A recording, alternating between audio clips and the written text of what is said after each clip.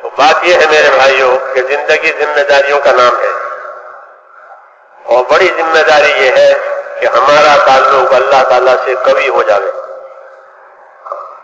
جس چیز سے دنیا میں تعلق ہوتا ہے اس کی محنت ہوتی ہے، زمین سے تعلق ہے تو زمین کی محنت ہوتی ہے، مال سے تعلق ہے تو مال کی محنت ہوتی ہے، تجارت کی محنت ہوتی ہے، تو ہر تعلق محنت مانگے گا۔ اللہ کا تعلق بھی محنت مانگے گا۔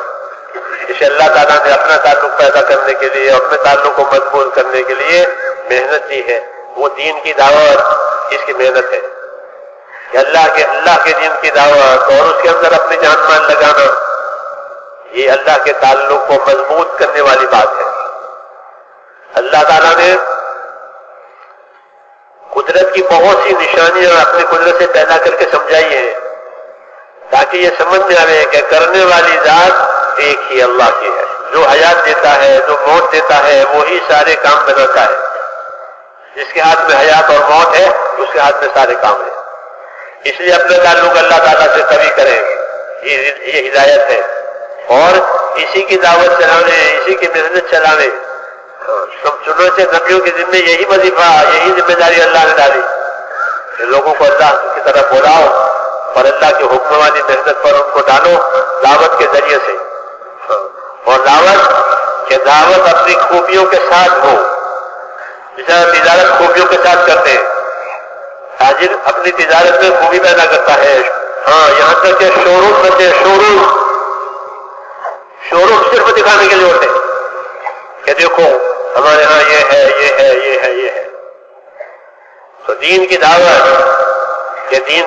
اپنے محاسن کے ساتھ، اپنے خوبیوں کے ساتھ ہوگی۔ اس لیے دین کی دعوت بھی سیکھنی پڑے گی کہ دین کی دعوت جو اللہ سے تعلق پیدا کراتی ہے، آخرت سے تعلق پیدا کراتی ہے، یہ دو بڑی چیزیں ہیں، اللہ اور آخرت پر ایمان۔ انبیاء کرام کی دعوت میں یہ بڑی چیز ہے، یؤمنون باللہ والیوم الآخر، اللہ اور آخرت پر ایمان رکھتے ہیں کہ نبی کی دعوت میں اور ہر اہل حق کی دعوت میں یہ دو دعوت ہے، کہ اللہ کی طرف آؤ اور اپنے آخرت بناؤ، اللہ کی طرف آؤ اپنے آخرت بناؤ۔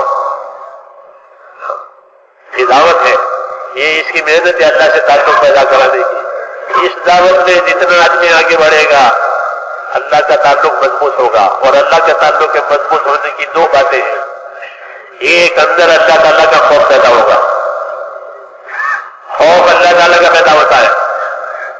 اس محنت کا یہ اثر ہے، جب دعوت کی محنت بندہ کرتا ہے اللہ تعالیٰ اس کے دل میں اپنا خوف پیدا کرتا ہے اور اپنا یقین بھی پیدا کرتا ہے۔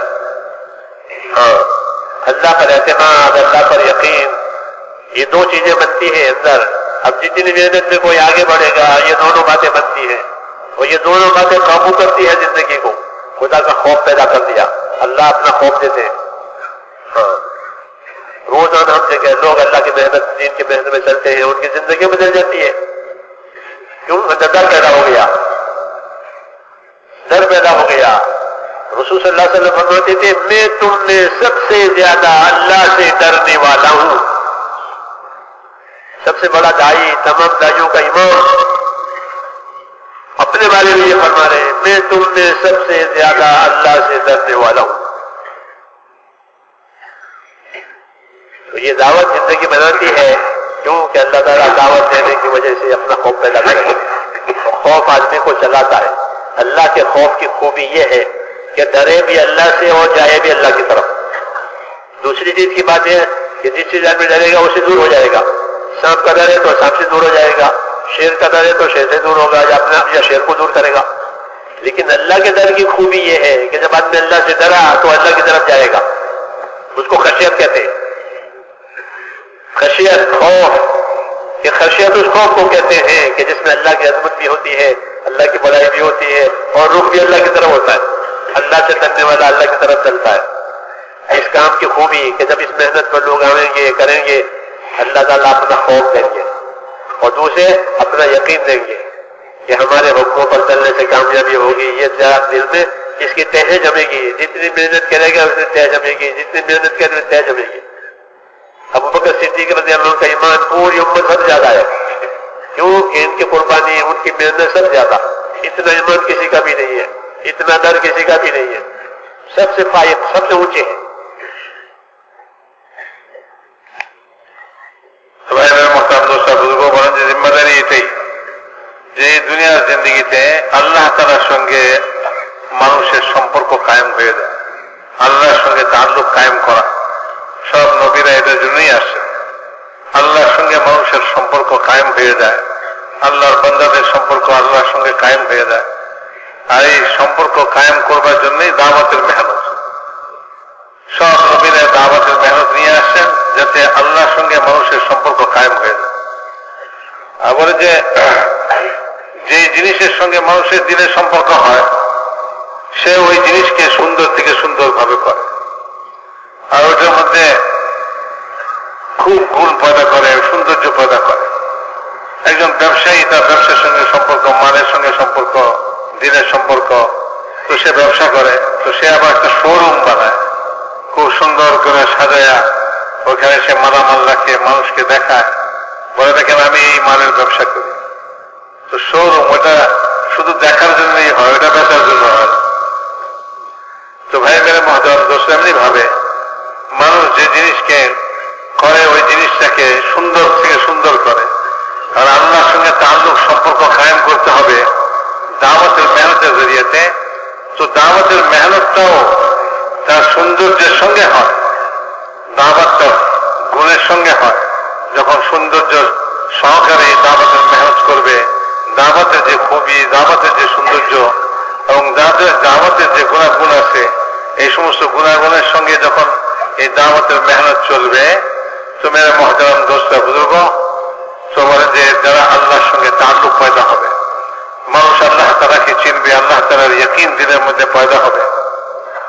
যখন আল্লাহ তাআলার সঙ্গে তার তাআল্লুক পয়দা হবে, ইয়াকিন পয়দা হবে, তো আল্লাহ তাআলার হুকুমের উপরে তার জিন্দেগি চলবে এবং আখিরাতের ফিকির তার ভিতরে পয়দা হয়ে যাবে, আখিরাতের ফিকির পয়দা হবে। নবীদের দাওয়াতের মধ্যে এটাও একটা জিনিস ছিল যে আল্লাহকে ভয় করে, আখিরাতকে ভয় করে। মান কানা ইউমিনু বিল্লাহি ওয়াল ইয়াউমিল আখির, যে আল্লাহর উপরে ঈমান রাখে, আখিরাতের উপরে ঈমান রাখে।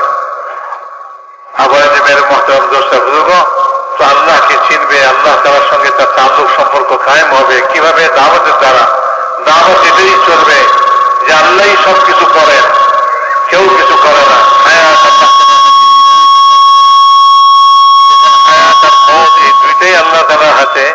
তো মাঝখানে যা আছে হায়াত মওতের মাঝখানে, এই সব কিছু আল্লাহ তাআলার হাতে। তো কাজে যে আল্লাহ তাআলার হাতে সব কিছু, সে আল্লাহ তাআলার দিকে অগ্রসর হও, সে আল্লাহর সঙ্গে তোমার সম্পর্ক কায়েম করো।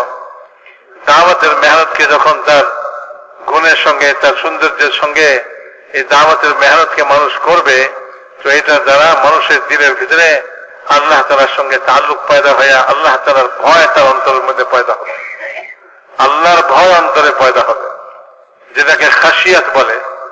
ও খাশিয়াত বলে যে ভক্তি সহকারে ভয়, ভক্তি সহকারে ভয়। আল্লাহর ভক্তি তার অন্তরের মধ্যে, আজমত তার অন্তরের মধ্যে, সঙ্গে সঙ্গে সে আল্লাহকে ভয় করে। আল্লাহকে ভয় করা আর অন্য জিনিসকে ভয় করার মধ্যে পার্থক্য হলে এই, সাপকে ভয় করে তো সাপ থেকে দূরে ভাগে, বাঘকে ভয় করে তো বাঘ থেকে পালায়। আর আল্লাহকে ভয় করে যত, তত আল্লাহ থেকে অগ্রসর হয়। আল্লাহ তাআলার ভয় হয়ে আল্লাহ থেকে ভাগে না, ওই আল্লাহ তাআলার ভয় যত পয়দা হয় তত সে আল্লাহর দিকে অগ্রসর হয়। আর অন্যান্য জিনিসের ভয়ের মধ্যে আল্লাহর ভয়ের মধ্যে পার্থক্য হলেই যে অন্যান্য জিনিসকে যখন মানুষ ভয় করে, ভয়ের কোনো জিনিস থাকে, তো ওটা থেকে সে দূরে ভাগে, ওটা থেকে পালায়। এই জন্য মেরে মহতারাম দোস্তা বুজুর্গ, যে যত এই দাওয়াতের রাস্তায় কোরবানি দিবে, তত সে আল্লাহ তাআলার উপরে ঈমান, আল্লাহ তাআলার খৌফ, আল্লাহ তাআলার ভয়, খাশিয়াত তার অন্তরের মধ্যে পয়দা হবে। হুজুর আকরাম সাল্লাল্লাহু আলাইহি ওয়াসাল্লাম দাওয়াত দেনেওয়ালা, হুজুর সাল্লাল্লাহু আলাইহি ওয়াসাল্লাম সমস্ত দায়ীদের ইমাম। সমস্ত নবীরা দায়ী হয়ে দুনিয়াতে আসছেন, সমস্ত নবীদের ইমাম আমাদের নবী। তো উনি সব দায়ীদের ইমাম। উনি কি বলতেছেন? উনি বলতেছেন যে সবচেয়ে বেশি আল্লাহকে ভয় করনেওয়ালা তোমাদের মধ্যে আমি হলাম সবচেয়ে বেশি আল্লাহকে ভয় করনেওয়ালা। তো হুজুর আকরাম সাল্লাল্লাহু আলাইহি ওয়াসাল্লাম আল্লাহকে বেশি ভয় করতেছেন। আর আবু বকর সিদ্দিক রাদিয়াল্লাহু তাআলা আনহু তিনি দাওয়াতের রাস্তায় জানমালের কোরবানি করতেছেন, তো তিনি বলে যে তার ঈমান, তার আল্লাহর সঙ্গে সম্পর্ক, তার আল্লাহকে ভয়, বলে পুরো উম্মতের মধ্যে যা আছে তার চেয়ে বেশি, সবার চেয়ে বেশি। নবীর পরে আল্লাহকে ভয় করেনেওয়ালা হযরত আবু বকর রাদিয়াল্লাহু তাআলা আনহু সবচেয়ে বেশি, যেহেতু বলে তিনি এই রাস্তার মধ্যে সবচেয়ে বেশি কোরবানি করছেন। এই জন্য মেরে মুহতারাম দোস্ত বুজুর্গ, বলে যে এই দাওয়াতের মেহনতের দ্বারা দিনের ভিতরে ঈমান পয়দা হবে, আখিরাতের ফিকির পয়দা হবে, আল্লাহ তাআলার সঙ্গে তাআল্লুক আর সম্পর্ক কায়েম হবে। যত আল্লাহর সঙ্গে সম্পর্ক বাড়বে তত আল্লাহ তাআলার ভয় তার অন্তরের মধ্যে পয়দা হবে, আর এই আল্লাহর ভয় তাকে আল্লাহ তাআলার ইতাআত, আল্লাহ তাআলাকে মানার দিকে তাকে আগায় নিয়ে আসবে।